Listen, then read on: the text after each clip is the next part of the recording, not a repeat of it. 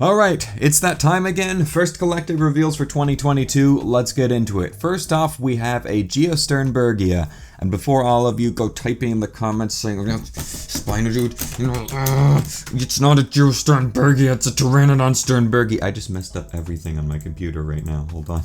Where did my pictures go? I just slammed my keyboard. Okay, there we go. There it is. We're good now. Moving on. And before all of you go down in the comments and start screaming at me for calling it a Geosternbergia, it's still debated as to whether Geosternbergia is a valid genus or not, or if it's just another species of Pteranodon, aka Pteranodon Sternbergia, which CollectA has labeled it as. I'm personally leaning towards it being another species of Pteranodon. The similarities are too great besides the crest. But hear me out, guys, it's just easier to say Geosternbergia than it is to say Pteranodon Sternbergia when you're trying to talk about this specific species. And I'm not gonna lie, I also like the name Geosternbergia, so I'm gonna call it that. Moving on. Alright, let's just say color scheme is fire. Love the colors. Have no complaint with the color scheme. The colors are awesome. Awesome, awesome, awesome. This one is not in the Supreme range. It is a Deluxe 120 scale, I think it was. So it is a little on the smaller side, which makes me feel better because looking at the detail here, the detail does not look great and honestly has me kind of concerned. This one looks like it's on the cheap side. Also, the gapping around the movable jaw mechanism looks really distracting, and this is a promo image, so how is this one going to look in hand when we get it? I don't know. We'll have to see, but those are the two biggest things that have me concerned. Design-wise, I like everything else about it so far. Once again, colors are fire. Reminds me of a puffin. I love puffins, so yeah, I like that. The wings are still funky, and the hands and feet look a little funky. The biggest thing that bothers me about the wings, honestly, is just the way they do the tips. They still have very sharp tips on the edge instead of the rounded off wing tips for aerodynamics, which still bothers me. But other than that, really solid looking figure. I'm more concerned about it than I am excited for it right now, just because of the gapping on the jaw and the detail is just concerning, or the lack thereof.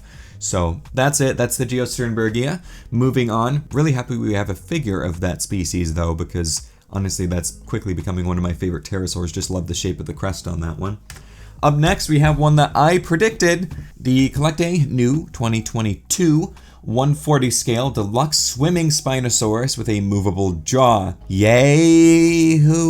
You can tell I'm not enthusiastic about this one. First of all, this is basically just their Spinosaurus from 2015 with some updates like glued onto it.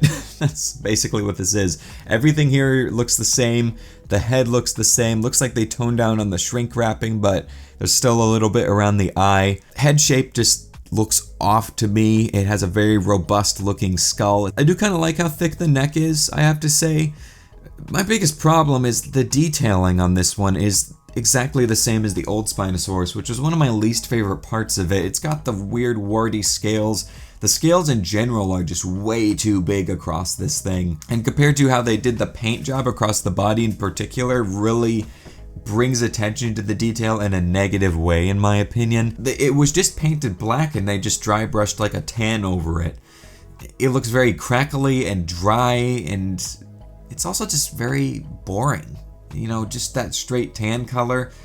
The pose is a decent swimming pose, I guess. I think the one that they did for their standard one from 2015 was more interesting and dynamic, but this one, I guess, makes more sense. I think my favorite part of this one is actually the color scheme on the sail. I like the vertical striping pattern they have going. It looks very tribal. I also like the red crest against the browns on the head, but other than that, I'm not thrilled. I don't think I'm gonna get this one, especially after realizing it's going to be huge with this detailing already, and which just doesn't look great to me. It's gonna be on the more expensive side, and I don't know, it's 37 centimeters long, which is pretty darn big. Another thing that doesn't sit with me well are the scoots they chose to going down the back.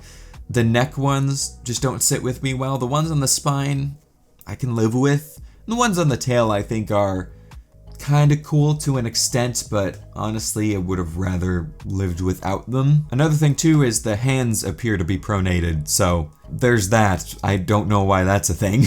All in all, I'm gonna give a shout out to Camden from one of my group chats on Instagram, who put this figure into perfect words. He said this is too little, too late, and I totally agree. We have a couple way better iterations of this latest representation of Spinosaurus, and this one just doesn't do it for me. Anyway, moving on, that's my thoughts on this one so far. We have the deluxe Paraceratherium. I've been waiting for a good Paraceratherium figure. We had an old bad one from CollectA that this one is meant to replace, and we have the iToy one, which is pretty cool, honestly. I just don't feel inclined to get it since it's more on the expensive side. The general design for this one is fine. I was actually curious as to why the head had an extended snoot similar to a macrocania. And my friend Eric last night, when I was talking to him when these were revealed, he actually explained to me that Paraceratherium had that based on our general understanding of the animal now. So cool that they included that. My biggest complaint with this one, which is what ruins it for the whole thing for me, are the patches of fur or fuzz across the whole thing. I don't mind that they exist, but the color they picked for them, it looks like it has a fungus all over it. I'm sorry, I'm just putting it bluntly, but it looks like it has some sort of skin condition. I don't like the color that they chose for that. And because it's very patchy, it just gives off a very diseased look. Oh, there goes my phone. Wouldn't be casual SpinoDino without a phone going off or something. But yeah, it has a very patchy, diseased look to it. Like I said, looks not healthy. And yeah, I just don't like the colors they picked for the fuzz there. Don't have much else to say about this one. This one's my least favorite of the bunch so far, and I know it might seem silly because I have more problems with the Spinosaurus, but I just feel like that one decision with this one kind of ruins the whole thing for me. Also for the fact that it's not as big as I would want a Paraceratherium figure to be, because Paraceratherium was huge, absolutely massive. It's like the biggest land mammal that we know of right now, which is crazy. And I don't understand why CollectA made this one smaller when we have figures like the Supreme Pterosaur series with the Dimorphodon and the Caviramus and everything.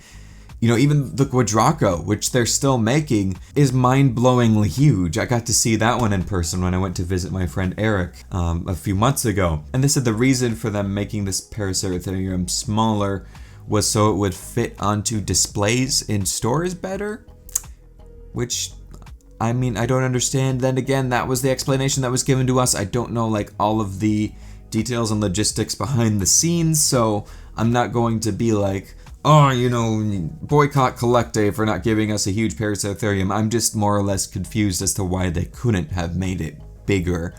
But yeah, that's that. Anyway, I've been rambling on longer than I thought I was going to. How long? Oh my goodness, 12 minutes. Alright, I'm gonna go edit this down and export it quick, slap it up. I've got another video coming out this weekend, and next week is gonna be busy. Oh my goodness. So, thank you all so much for watching. Let me know your thoughts on these down below, and I'll catch you in my next video. So take care, and bye-bye.